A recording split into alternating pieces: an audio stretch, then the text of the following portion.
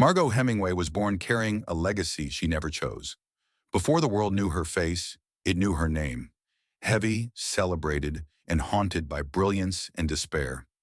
To be a Hemingway was to inherit admiration and expectation in equal measure, along with a silence that ran deep through generations. She entered fame effortlessly, tall, striking, unmistakable. The fashion world embraced her as a symbol of a new era, confident, modern, impossibly composed. Hollywood followed, eager to turn lineage into mythology. Margaux did not need to prove herself to be noticed. Her presence alone felt inevitable. And yet, inevitability can be a cage when identity is defined before it has time to form. Behind the glamour lived uncertainty. Margaux grew up surrounded by stories of genius and tragedy, where creativity was admired and suffering quietly normalized. The Hemingway name carried brilliance, but also a pattern of pain few spoke about openly. Depression was not discussed as illness. It was absorbed as character. Silence was tradition. Fame arrived not as rescue, but as amplification. Every insecurity grew louder. Every comparison sharper. The world admired her beauty while ignoring her fragility. She was praised for strength she did not feel, confidence she performed, stability she struggled to maintain. And slowly the distance between who she was and who she was expected to be widened. This is not the story of excess or scandal. It is the story of inheritance. Because Margaux Hemingway did not simply live with depression, she lived inside a family narrative that treated despair as destiny. A legacy that blurred the line between brilliance and self-destruction, leaving little room for healing. Her life would unfold under the shadow of that name, balancing admiration with isolation, success with emptiness. And in that balance, something fragile began to give way, quietly, inevitably, as the weight of being a Hemingway pressed down harder than any spotlight ever could.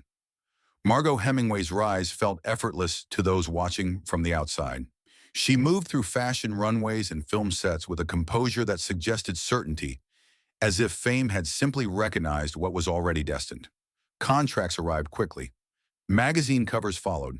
She became one of the first supermodels to cross seamlessly into Hollywood, her name amplifying every step. But early stardom rarely asks whether someone is ready. It only asks whether they are visible. Behind the polished image, Margaux struggled with a constant sense of insufficiency. Success did not quiet her doubts. It magnified them. Every achievement invited comparison, not only to peers, but to the towering legacy of her family. Being admired was never enough. She felt compelled to justify why she deserved the admiration at all. Perfection became expectation. The industry rewarded her for control, the ability to remain composed, disciplined, unaffected.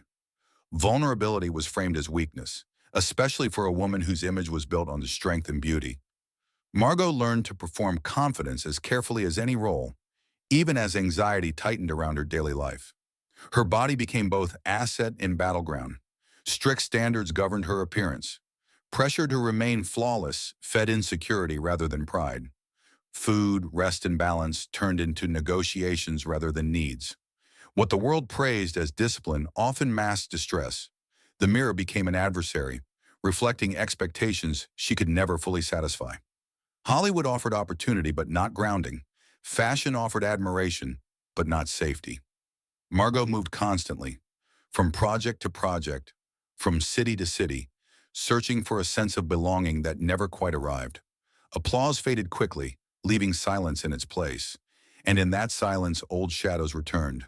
The family history of depression, the unspoken understanding that sadness was something to endure rather than confront. She was young. She was famous. She was profoundly alone. Early stardom promised fulfillment. Instead, it introduced a relentless demand to remain perfect in a world that had no patience for imperfection. Margaux Hemingway learned that success could coexist with emptiness, and that visibility, when mistaken for support, leaves a person dangerously exposed. Depression did not arrive in Margaux Hemingway's life as a sudden collapse. It had always been there, quiet, familiar, almost inherited. In her family, despair was not spoken of as illness. It was absorbed as temperament, woven into stories of brilliance, sensitivity, and excess. Pain was endured privately. Silence was respected. Margaux learned this language early. When sadness surfaced, she did not name it. She worked harder. When anxiety tightened, she smiled more carefully. The family pattern taught her that survival meant endurance, not disclosure. And so she carried her depression the way previous Hemingways had, alone. As pressure mounted, coping shifted. Alcohol entered her life not as rebellion, but as relief. Later substances followed, first to soften edges, then to quiet the noise entirely. What began as escape slowly became dependence. The line between control and compulsion blurred, unnoticed by an industry that preferred productivity to well-being. Publicly, she remained composed. Privately, she unraveled. There were hospital stays, rehab attempts, promises of recovery that felt sincere in the moment, then fragile once routine returned. Each attempt to regain stability was shadowed by shame, the sense that needing help was itself a failure. The Hemingway name, heavy with legend, left little room for vulnerability. Depression deepened as success waned. Roles became fewer. Fashion moved on. Youth, once her currency, slipped away without warning. With it went structure, identity, and the reassurance that she still mattered. The silence that followed felt absolute. Family history loomed larger. Margaux was not unaware of it. She knew the stories, the suicides, the struggles, the pattern no one wanted to acknowledge fully. Knowing did not protect her. It haunted her. The fear that suffering was inevitable became another weight to carry. Another voice whispering that escape was temporary, collapse permanent. She tried to resist the narrative. She tried to build a life beyond it. But depression is relentless when left untreated, and addiction rarely exists alone. Together, they tightened around her, narrowing possibilities, eroding hope. Margaux Hemingway was not lacking strength. She was depleted by a legacy that normalized pain and delayed care. The family pattern did not dictate her fate, but it shaped the path she had to fight. Quietly, repeatedly, as the world admired her resilience without ever asking how much it was costing her. As the years passed, Margaux Hemingway felt herself slipping between identities without ever fully landing in one. The roles that once defined her, model, actress, icon, no longer offered clarity. Fashion had moved on. Hollywood's attention had shifted. What remained was a woman asking who she was without constant validation. Loss accumulated quietly. Projects fell through. Relationships dissolved under the strain of instability and unspoken fear. Friends tried to help, then grew unsure how to stay. Each departure reinforced a belief she struggled to shake, that she was difficult to hold, exhausting to love, easier to admire from a distance than to truly support. Her sense of self fractured. Margaux had been visible for so long that invisibility felt like erasure. Without the structure of work, days stretched unshaped. Routine vanished. Purpose blurred. Depression, already present, deepened in the absence of anchors. She oscillated between attempts at reinvention and periods of retreat, unsure which version of herself might survive. Health problems compounded the unraveling. Injuries, surgeries, chronic pain. The body began to mirror the mind's exhaustion. Medication increased. Recovery slowed. Each setback felt like confirmation that time was no longer forgiving. Youth had once shielded her from consequence. Now consequence arrived without apology. The family legacy hovered closer than ever. Deaths within the Hemingway lineage were not distant history. They were reminders. Names, dates, endings whispered themselves into quiet moments. Margaux understood the danger of identifying too closely with that past, and yet the fear of repeating it grew stronger as stability slipped further away. She tried to hold on. She spoke at times about wellness, about alternative paths to healing, about reclaiming balance.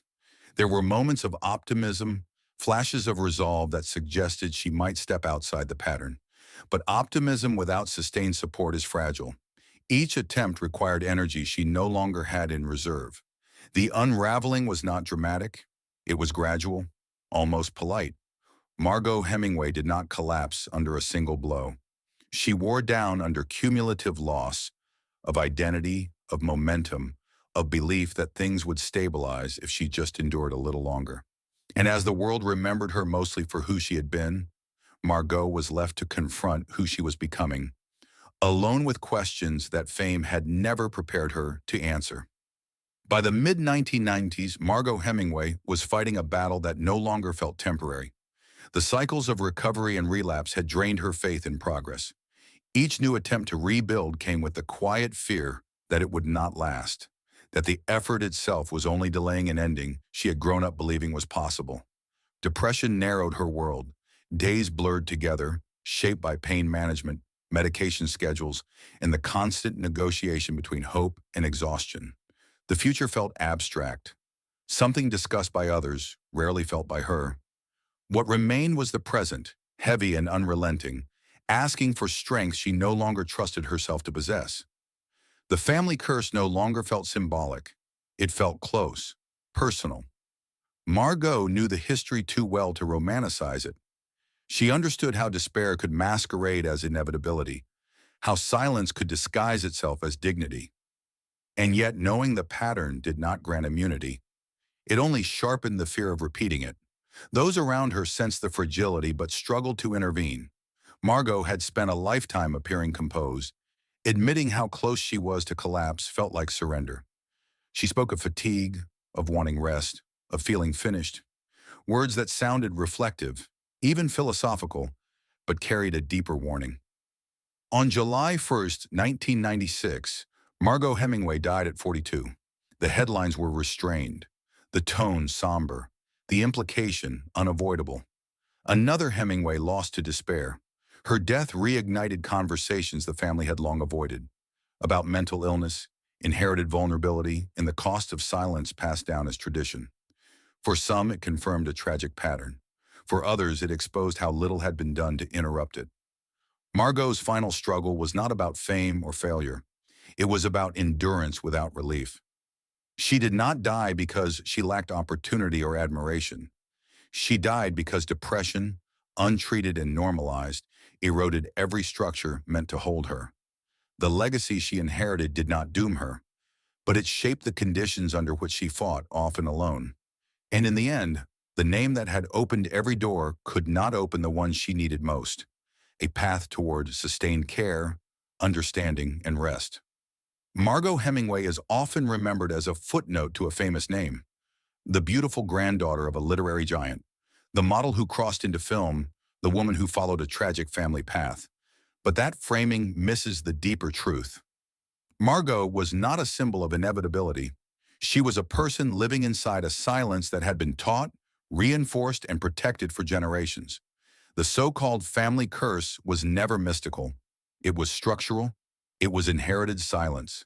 In the Hemingway lineage, suffering was dignified by endurance. Depression was absorbed, not treated. Pain was framed as proof of depth rather than a call for care.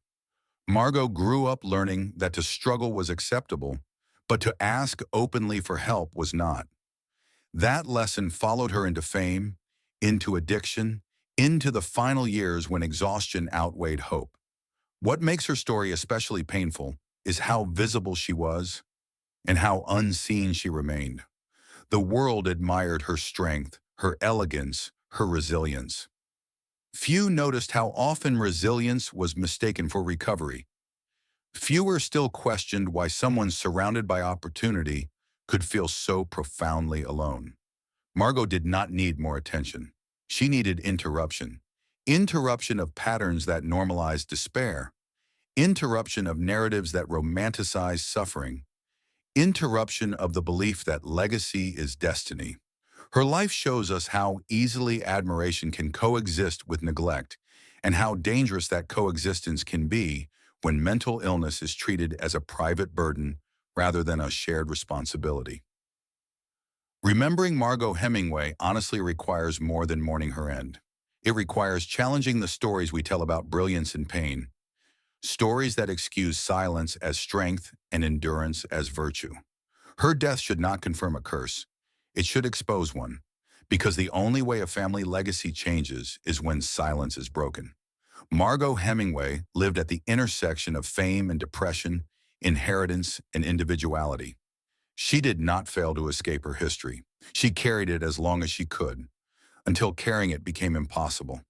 And in telling her story without myth or inevitability, we offer something she was rarely given: understanding without judgment and compassion without conditions.